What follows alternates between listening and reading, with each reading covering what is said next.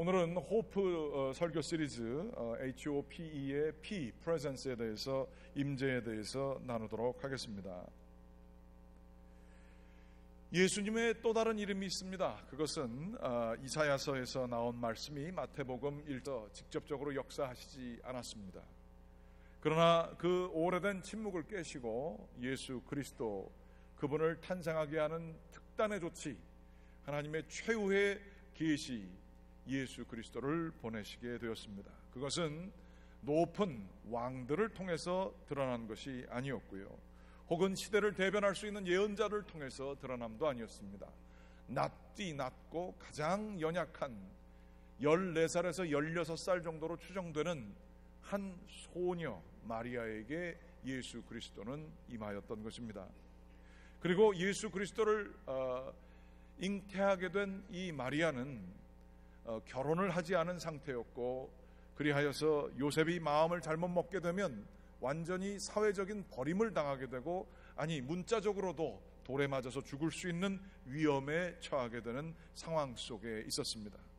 그러나 예수 그리스도, 하나님께서 함께 하심은 가장 낮은 곳에, 가장 어려움이 있는 곳에 임하시게 되었고요, 예수 그리스도를 통하여 온 인류는 참된 빛과 소망을 바라보게 되었습니다. 우리와 함께함이라 임마누엘, 예수 그리스도의 또 다른 이름, 이 이름에 대해서 저희들이 한번 깊게 생각해 보게 되기를 원합니다. 하나님의 임재하심, 하나님의 우리와 같이 동행하심, 역사하심은 초월적이고 예외적인 현상들, 즉 기적이나 바깥에서 갑작스럽게 생각지도 않았던 방법으로 초자연적으로 일하시는 그러한 방법으로 드러날 때도 성경에 보면 꽤 있습니다. 그러나 우리가 경험하는 바, 그리고 성경의 많은 부분을 차지하는 바, 하나님께서 우리에게 임재하시는 방법은 그렇게 역사의 바깥에, 자연 상황 바깥에서 초자연적으로 역사하시는 것도 있지만, 그러나 우리 안에서 우리를 사용하사 우리의 일상을 통해 역사하시는 방법이 더 많습니다. 우리는 하나님의 임재하심을 바라보고 하나님이 계시구나 느끼는 것을 아주 특별한 기이한 현상들만 보고 뭐 이런 기적이 생겼대, 갑자기 뭐 봉투를 열었더니 거기에 체크가 나왔대, 병이 났대 라고 하는 것으로만 하나님의 역사하심, 하나님의 임재하심을 확인하라고 하는 경우들이 많이 있습니다. 분명 하나님은 그렇게 역사하시기도 합니다. 하지만 더 큰 하나님의 임재하심, 더 숫자가 많고 우리 가운데 역사하시는 하나님의 그 임재하심은 우리 가운데에서 우리 마음과 생각을 바꾸셔서 아주 일상적인 그 생활들을 통하여서 드러내 놓으시는 경우가 참 많이 있습니다. 우리 안에서 우리를 이끄시사 우리를 구원해 주시는 하나님이시죠. 하나님의 임재하심은 그러므로 신비합니다. 초월, 저기 멀리 계신 하나님과 우리 안에 계시는 하나님, 초월과 내재가 동시에 있게 되는 것이죠. 하나님께서 우리와 함께 하신다라고 하는 예수 그리스도, 성육신 하신 예수 그리스도에 대한 이야기는 초월적인 하나님의 역사하심보다도 우리의 삶의 현장, 우리의 연약함과 죄성 한가운데로 오신다는 의미가 더 큰 것입니다. 마가복음에서 보는 바, 정말로 하나님께서는 예수 그리스도를 통하여 기적을 많이 행하세요. 그러나 예수님은 얘기하시기를 이것 때문에 내가 온 게 아니다. 오히려 인간 군상들이 겪는 고난들과 배신과 배반들, 음모들을 당하며 그 과정을 다 지나가시는 그 내재하심을 보여주시는 분이 우리 주 예수 그리스도이신 것입니다. 이를 걸어서 이 내재하시는 분, 그런데 그저 우리랑 똑같이 시간과 공간을 점유하시는 분이 아니라 초월적인 존재가, 오늘은 말이 좀 어렵습니다. 초월적인 존재가 우리 가운데 이렇게 함께 계시는 것은 전혀 다른 거예요. 마치 전혀 힘이 없이 고무풍선 다 바람 빠진 것처럼 지쳐져 있는 저희들에게 우리 가운데에 성령으로 오시고 바람으로 임하사 거기가 갑자기 소망으로 가득 차게 되고 희망과 사랑으로 가득 차게 되어 아름다운 풍선을 구성하고 그것이 붕 뜨게 되는 그러한 일들이 있게 되는 것이죠. 이것을 이끌어서 그냥 초월, 저 멀리서 있는 초월이 아니라 포월, 우리 가운데 함께 우리를 안고 가신다라는 단어로 최근 신학자들은 표현하기도 합니다. 영어 표현에 이런 게 있습니다. exception, 예외, 바깥에 있다라는 뜻입니다. 그런데 그것에 반대되는 이야기가 inception이라는 단어가 있습니다. 우리 안으로 들어와 성육신한 그 모습, 우리 안에 무언가가 존재하고 거기서부터 싹이 트게 되는 것, 이러한 단어라고 볼 수가 있습니다. 성경에 보게 되게 되면 많은 하나님의 초월적인 익셉션과 같은 스토리들도 있지만 인셉션 하시사 우리의 일상 가운데 역사하신 하나님의 역사 방식이 있습니다. 오늘 삼손의 이야기를 보면서 한번 좀 보시도록 하겠습니다. 사사기 14장 1절서부터 4절까지 말씀 같이 한번 읽어보실까요? 시작.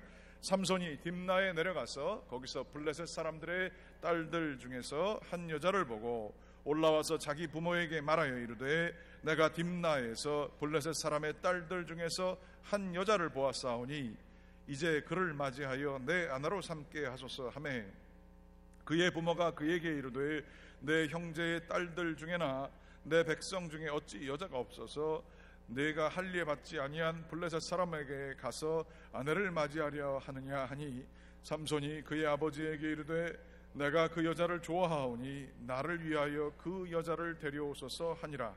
그때에 블레셋 사람이 이스라엘을 다스린 까닭에 삼손이 틈을 타서 블레셋 사람을 치려 함이었으나 그의 부모는 이 일이 여호와께로부터 나온 것인 줄 알지 못하였더라. 아멘. 삼손은 여러분이 아시는 것처럼 이스라엘 백성, 선택함을 받은 거룩한 백성 중에서도 아주 더 거룩한 사명을 받은 나실인이었습니다. 그가 머리를 기르게 된 것도 그 머리를 자르게 되는 것이 거룩하지 않다라고 하는 유대교의 그 율법에 따른 것이었고요. 그는 포도주 한 잔도 먹을 수가 없는 사람이었습니다. 거룩을 대표하고 상징하는 사람이었습니다. 그런데 이 삼손이 이게 망난이었어요. 그래서 하나님이 주신 자기의 정체성을 따라서 살지 아니하고 이 가장 거룩해야 될 사람이 자기네들을 점령하고 다스리고 있는 블레셋 사람들, 이교도 사람들에게 가가지고 거기에 이쁜 여자가 있으니까 홀린 거예요. 이 남성 호르몬이 충만하신 분이 이 삼손이었습니다. 자기네 지역 사람에도 분명히 여자가 있건만 이 블레셋 사람들한테, 이 여자한테 아주 그냥 유혹을 당한 거예요.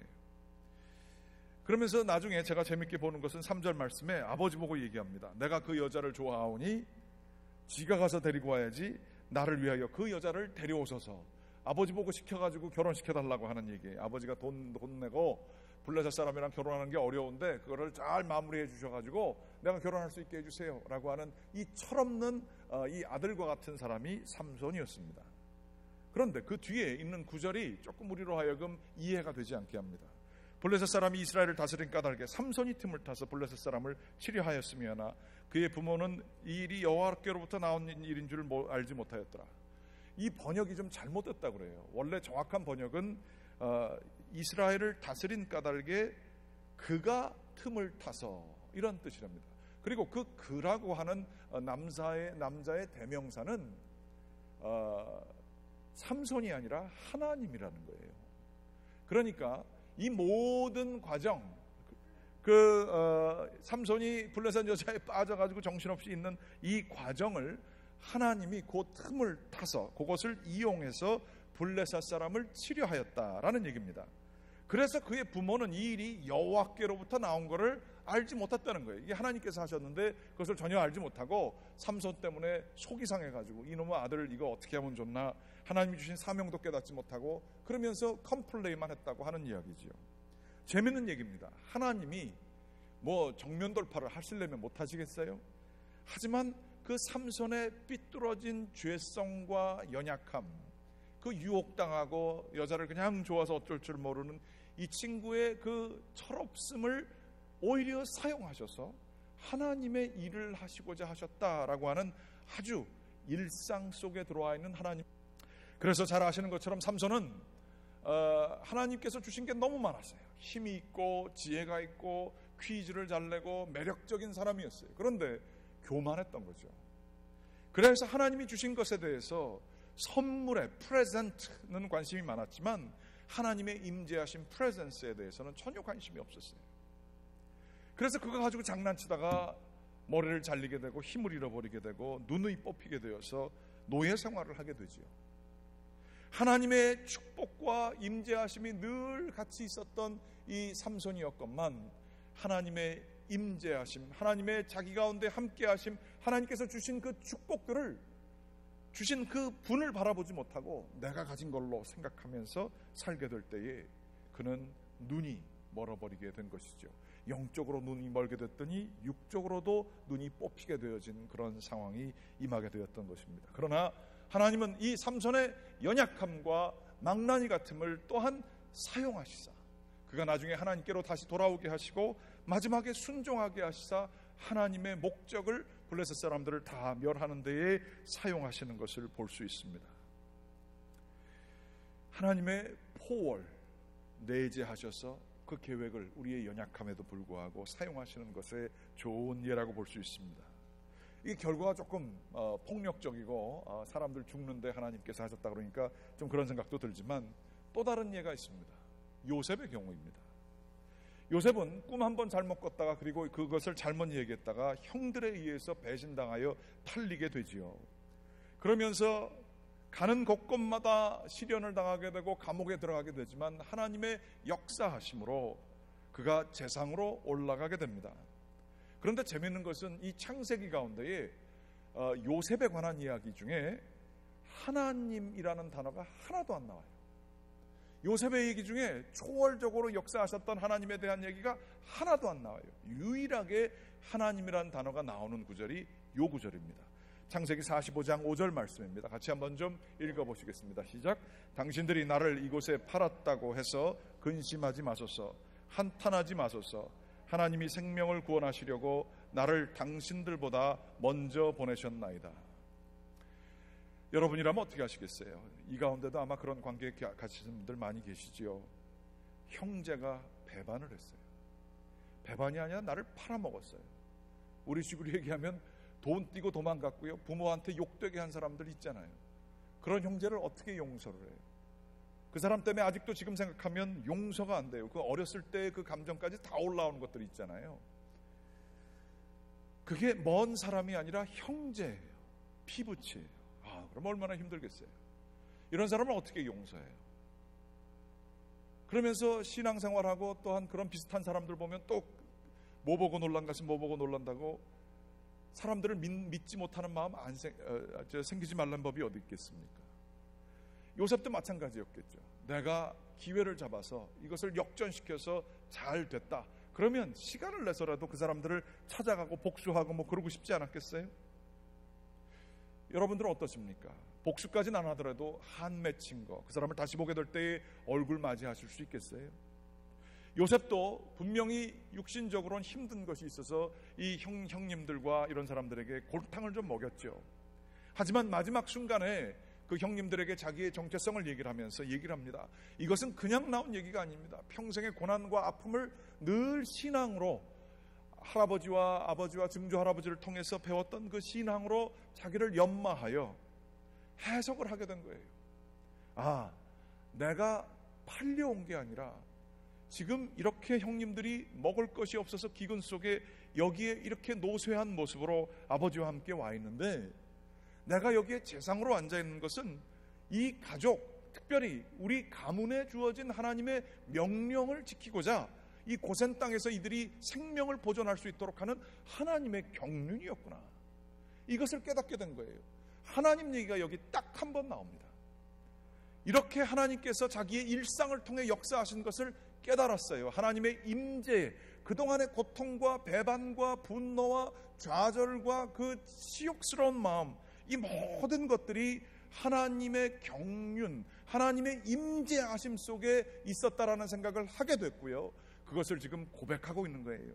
자기네 삶을 완전히 자기가 주인이 돼서가 아니라 하나님이 주인이 된 시각으로 자기의 라이프 스토리를 읽게 된 것이죠. 그럴 때에 이 사람은 그들을 용서할 수 있었습니다. 여러분 생명을 구하기 위해, 형님들 생명을 구하기 위해 나를 하나님이 먼저 보내신 것이지 당신들이 한 게 아닙니다. 하나님의 임재함을 안다고 하는 것은 다름이 아닙니다. authority, 참된 권위를 하나님께 드리는 것입니다. 권위라고 하는 말은 authority입니다. 거기에 들어가는 가장 중요한 단어가 author입니다. 작가라고 하는 얘기죠. 마치 시나리오 작가가 그 글을 쓰게 되고 사람들 캐릭터를 만들어내게 되고 그 창조를 하게 되는 것처럼 그 모든 것의 참된 주권은 다름 아닌 작가에게 있음을 얘기하는 거예요. 그러나 우리들은, 하나님의 임재하심을 모르는 사람들은 내가 내 인생의 작가라고 생각해요.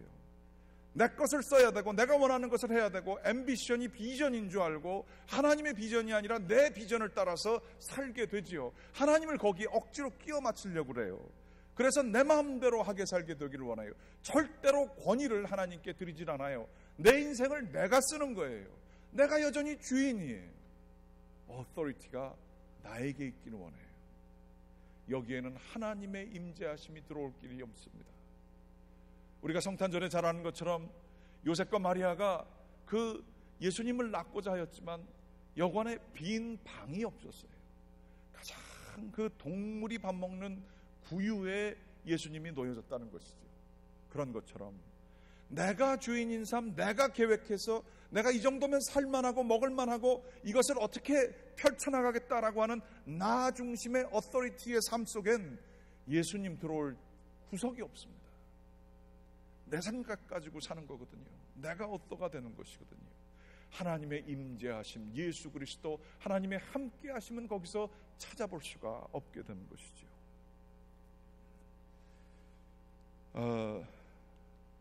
하도 얘기를 많이 해가지고 짧게 얘기하겠습니다. 저는 제가 목회를 하게 된 것도 하나님의 이끄심이었지만 어떤 종류의 목회를 하게 될지에 대해서는 제대로 생각해 본 적이 없었습니다. 제가 첫 번째 미국 교회에 잠깐 있다가 억지로 원하지 않았는데 불림을 받아서 여기서 멀지 않은 교회에서 사역을 하게 됐어요. 1998년서부터 사역을 하게 됐습니다. 갔는데 교회가 깨지고 분열하고 실망과 이 목회자들에 대한 불신을 가지고 있는 곳에서 제가 목회를 하게 됐어요. 그때 진 빚이 50만 불이었는데 제 은행 통장에는 500불도 없었습니다. 50만 불은 너무나 큰 돈처럼 보였습니다. 그것 때문에 하나님 앞에서 기도하고 눈물을 흘렸던 적이 참 많았습니다. 하나님, 내가 빚진 게 아니잖아요. 근데 왜 내가 책임을 지는 자리에 와 있어요?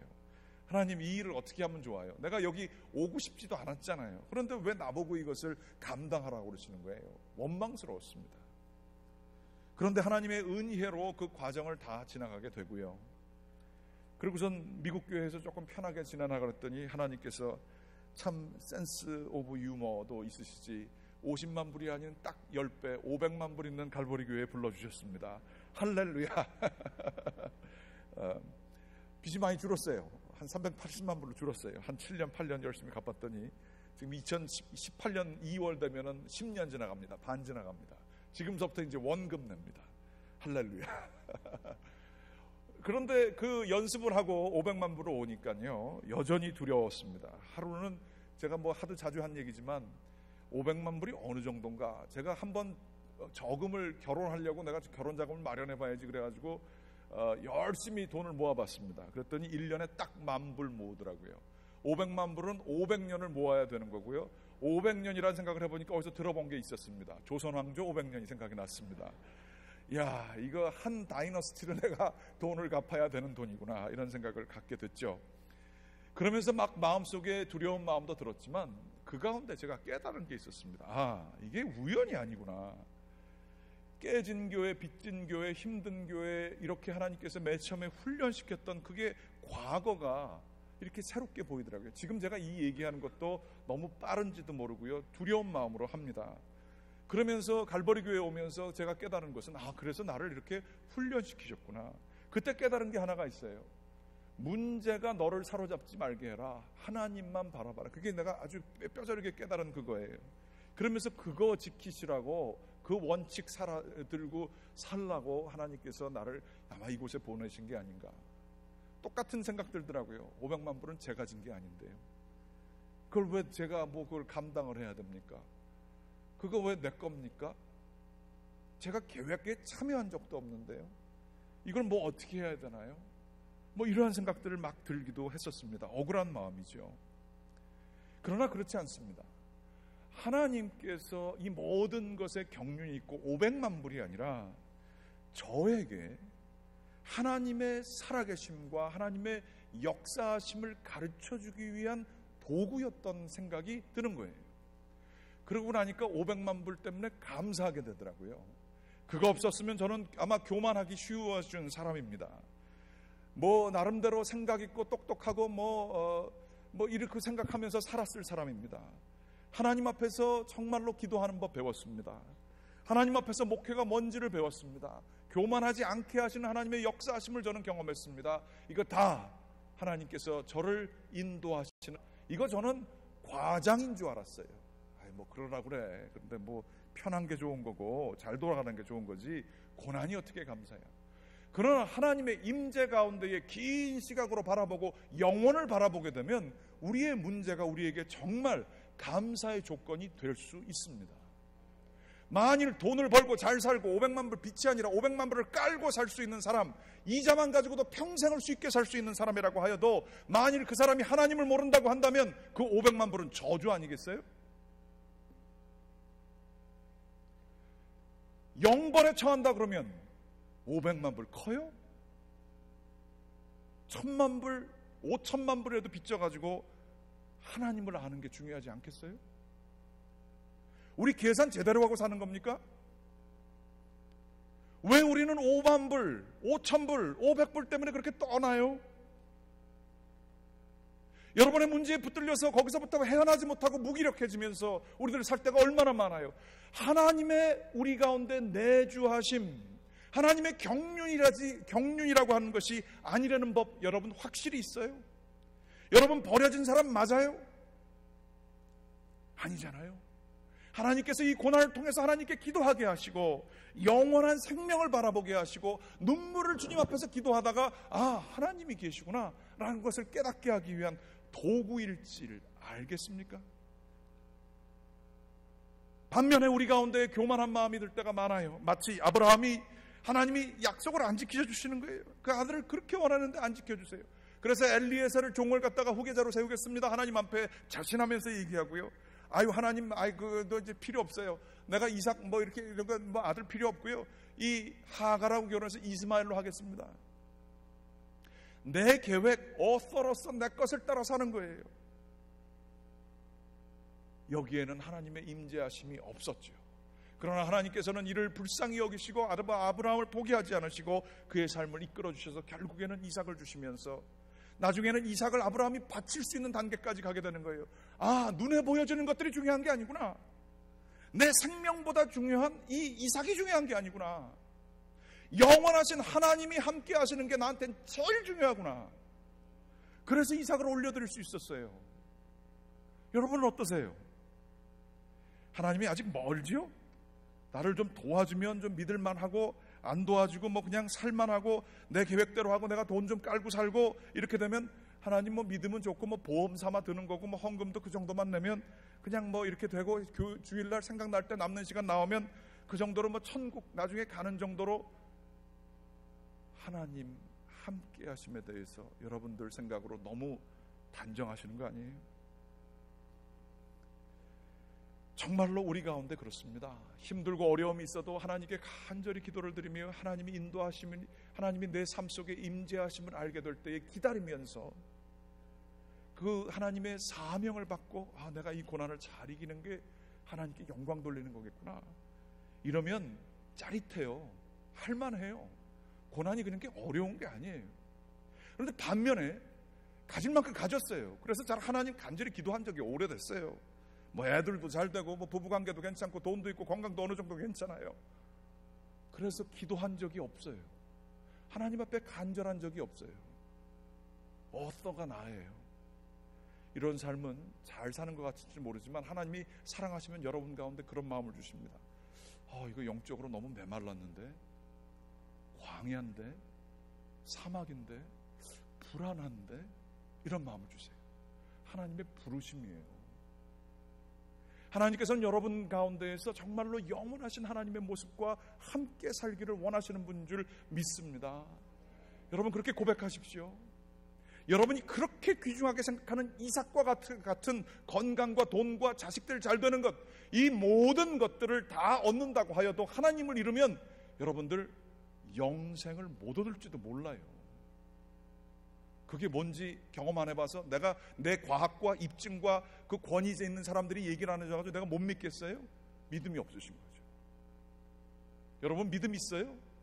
믿음 있어야 됩니다. 하나님이 주신 것을 감당해야 합니다.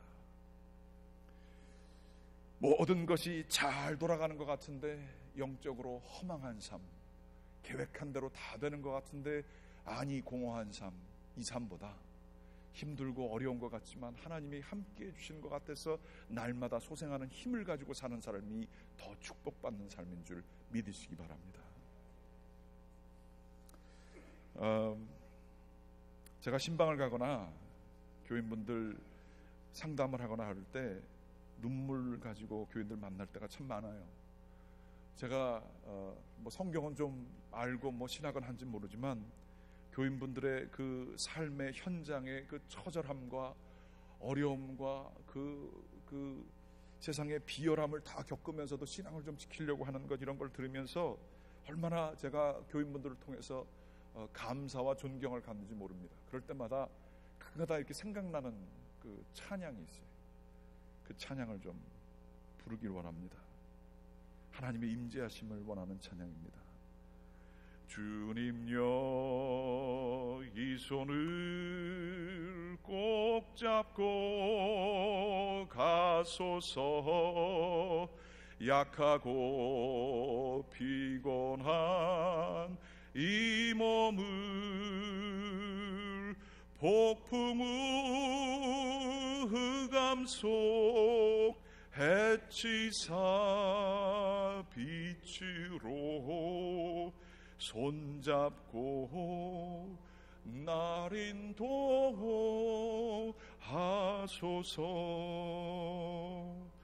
인생이 힘들고 고난이 겹칠 때 주님여 날 도와주소서.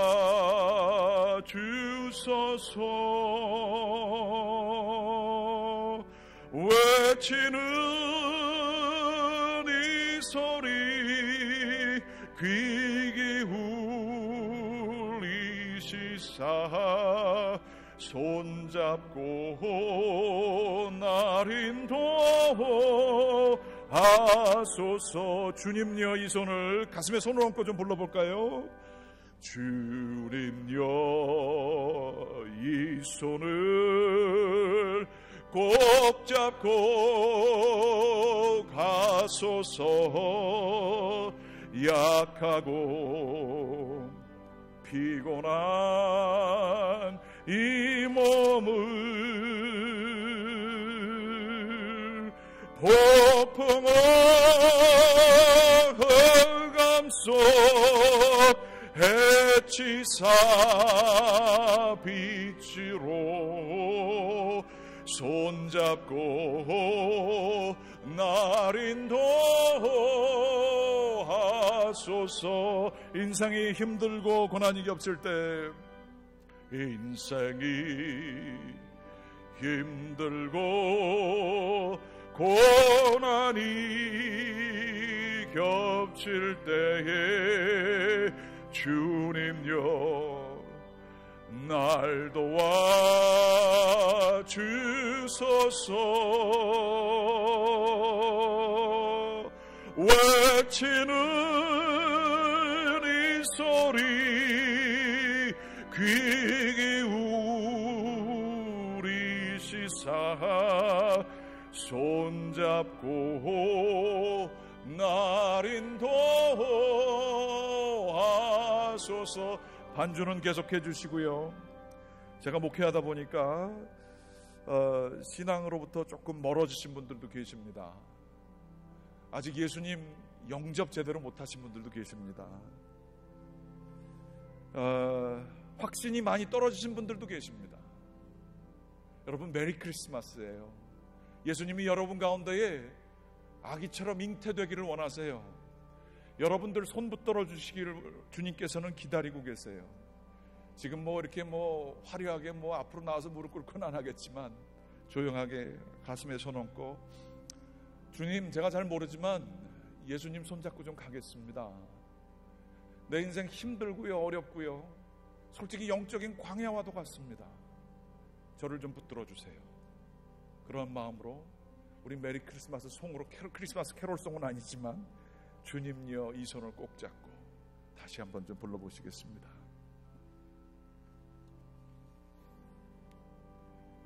주님여 이 손을 꼭 잡고 가소서. 약하고 피곤한 이 몸을 예수님 제 손 잡아주세요. 폭풍우 흑암 속 해치사 빛으로 손잡고 날 인도하소서.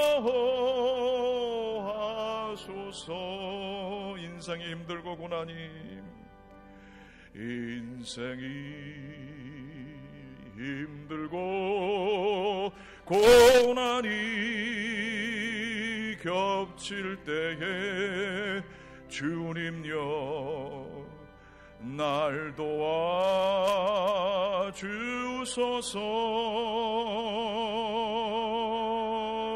외치는 이 소리 귀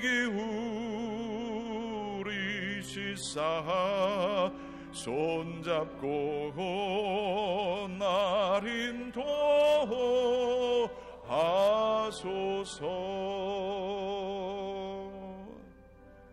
메리 크리스마스. 주님이 여러분과 함께 하기를 바랍니다. 기도하시겠습니다.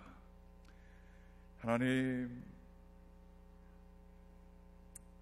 우리 주님과 함께라면 저희가 사망의 음침한 골짜기라도 충분히 걸을 수 있습니다.